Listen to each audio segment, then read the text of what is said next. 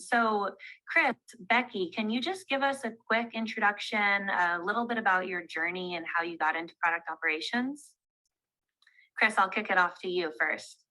Sure. Yeah, I guess I've been doing things like product operations for a lot of different like kind of senior leadership roles within product management. I think that a lot of people end up starting that way. They have to figure out how to make their team more effective, and so they need to do this glue work essentially that pulls a bunch of people together. And so that was kind of where I think I started seeing some of the techniques and processes, like was back, I think all the way back when I was at Philosophy, which was a design consultancy, and just trying to figure out how a small team of about 5 product managers could work well together.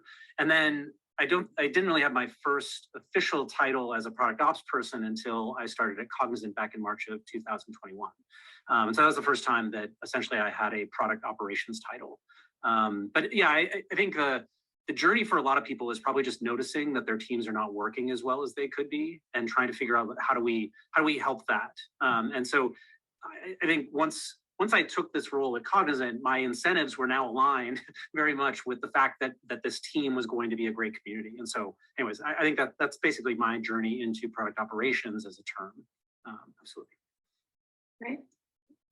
Yeah, it's interesting, Chris, that a lot of times the term of product operations seems to be new to many people, but the role itself has been around at the same day, right? So they said there's no product ops if there's no product management, you don't have product ops, right? So it's basically the whole process and the people and the skills of running the product organization. And for me, what's interesting, if you think about, when I look back, I realized, I was actually one of the first product operations at PayPal almost 20 years ago.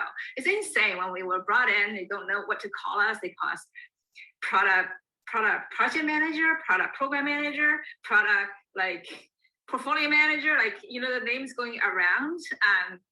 But really, to your point, where product operations was brought in because the product manager's role was just become much, much bigger. So when I was brought into PayPal, we were just expanding internationally. When I started, it was only in 4 countries. And, I was part of the international expansion.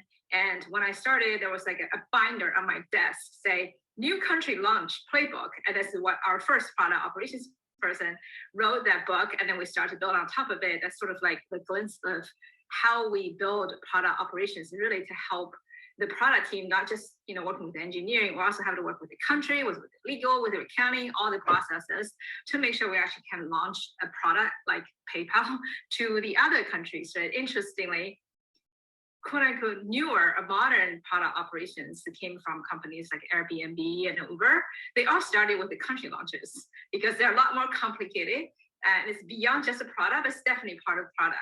So yeah, so the journey really started then, fast forward many companies later and realize there is a need for product operations, for product organization of all sizes, especially when you start to hit 5, 6, 8 product managers, then sort of your little team needs a way to operate.